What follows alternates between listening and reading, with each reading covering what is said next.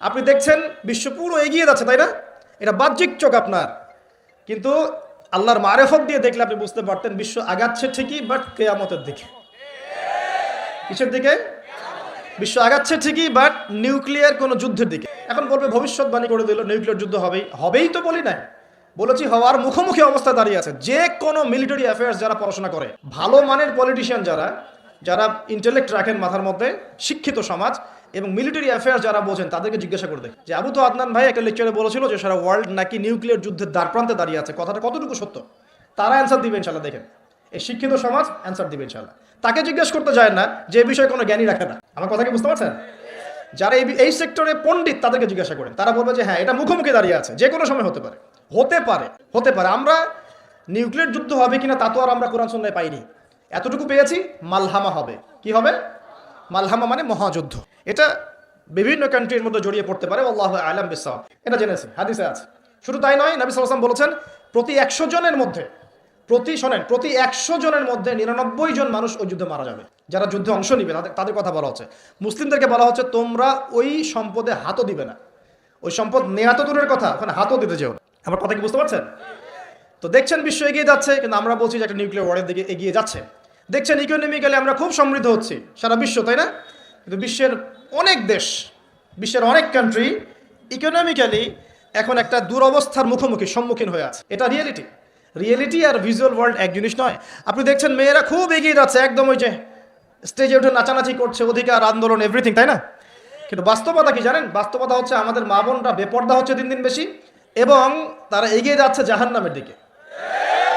নবীজি বলেছেন এই কথাই, শেষ জামানায় এক শ্রেণীর নারী বের হবে, নিসাউন, মহিলা, ক্যাসিয়াতুন, যারা কাপড় পরে থাকবে, আরিয়াতুন, তারপরেও নগ্ন হবে থাকবে, এবং তারা অন্যকে আকৃষ্ট করবে, যে সিডিউস করবে, এবং অন্যের দিকেও আকৃষ্ট হবে, মানে নিজেও সিডিউস হবে। তো এই শ্রেণীর মেয়েরা কি এখন বের হয়নি? নবীজি বলেছেন এক শ্রেণীর মেয়ে বের হবে, পুরুষের পোশাক পরে থাকবে। কিসের পোশাক?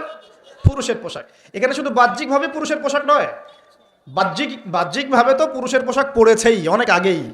যান এই যে বনানী, শপিং মলস, গুলশান, ঢাকার বিগ সিটিজ, মেগা সিটিজের মেগা পয়েন্টগুলো তো যান, আপনি নিজে চোখেই দেখতে পারবেন। আপনার এখানেও আছে। যাই হোক, হ্যাঁ থাকতেই পারে, কারণ এগুলো তো এখন ছড়িয়ে পড়েছে কিভাবে? এই যে মোবাইল ফোনের মাধ্যমে।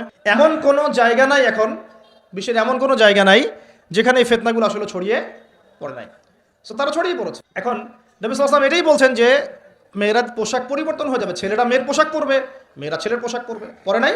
আর কোন নিদর্শনের জন্য অপেক্ষা করছে? শুধু পোশাক পরিবর্তন মানে বাহ্যিক পোশাক নয়, এখানে আপনার সমাজের ফাংশনাল রোলটাও চেঞ্জ হয়ে যাবে। মেয়েরা ছেলেদের জায়গায় আসবে, ছেলেরা মেয়েদের জায়গায় আসবে। এসেছে কি আসে নাই?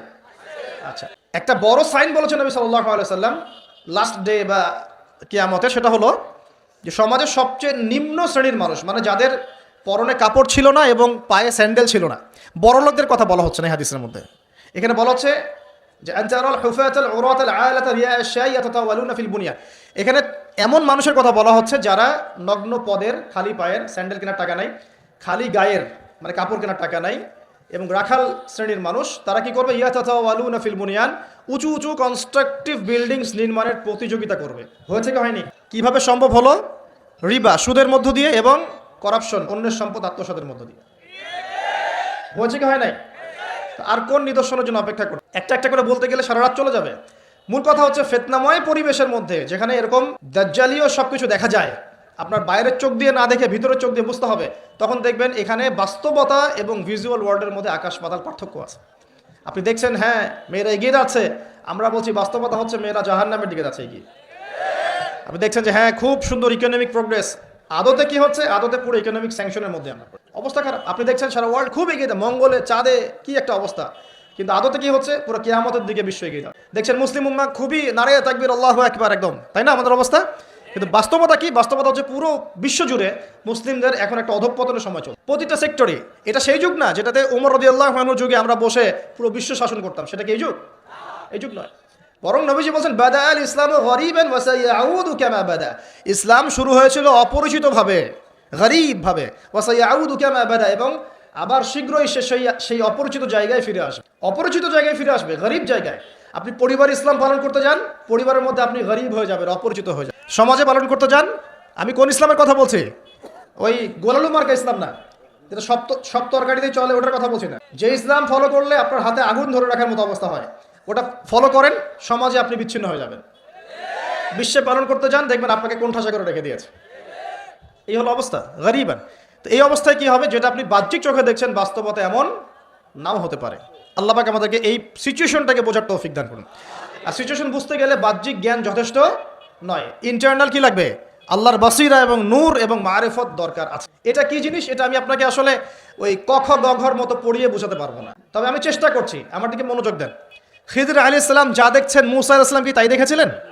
আচ্ছা, খিদর আলাইহিস সালাম যে তিনটা ঘটনা ঘটলো, এই তিনটা ক্ষেত্রে খিদর সঠিক ছিলেন না ভুল? তাহলে তিনি এমন কি দেখলেন, কি বুঝলেন, কি শুনলেন যেটা মুসা আলাইহিস সালাম পারলেন না, বুঝলেন না? এটা কি? এটাই হচ্ছে আল্লাহ পাকের বাসিরা বা মারিফত বা দূরদর্শিতা, যেটাকে আমরা আল্লাহর নূর বলি। তিনি আল্লাহ পাকের নূর দিয়ে দেখছেন। এখন আমরা বুঝলাম শেষ জামানায় টিকে থাকতে হলে আমাদেরকে এরকম দৃষ্টিভঙ্গি নিতে হবে, এতটুকু বুঝতে পেরেছি। কিন্তু এই দৃষ্টিভঙ্গি অর্জিত হবে কিভাবে, এই বিষয়টা আমরা বুঝতে পারছি না। পরিবেশটা নষ্ট করে এই দৃষ্টিভঙ্গি অর্জিত হবে কিভাবে, এটা কি জানা দরকার নাই? আসলে সেদিকে কথা বলি। প্রথম কথা, প্রিয় ভাইয়েরা, এই দৃষ্টিভঙ্গি অর্জন করতে হলে আগে কলব পরিষ্কার করতে হবে। কি করতে হবে? এটা কিভাবে হবে? সার্ফ এক্সেল দিয়ে ঘষবেন? আচ্ছা, কলব পরিষ্কার করার জন্য আমি কয়েকটা ফর্মুলা বলে দিই আগে। এটা সবার জন্য। এবং বিশ্বাস করেন, এখন আমরা সমাজে যারা বসবাস করি, বেশিরভাগ আমরা মৃত কলব নিয়ে বসবাস করি, বেশিরভাগ। যদি কলব জিন্দাই হতো তাহলে হক বাতিল চিনতে পারতাম না। যদি কলব জিন্দাই থাকতো তাহলে কি দুনিয়ার এই মোহের মধ্যে ব্যস্ত থাকি? যদি কলব জিন্দা থাকতো সারাদিন, তাহলে দুনিয়ার ফিকিরে ব্যস্ত থাকতে পারি। যদি কলব জীবিতই থাকে তাহলে কাউকে দাফন করার পরে দুনিয়াবি খোশ গল্পে কেউ মত্ত হতে পারে।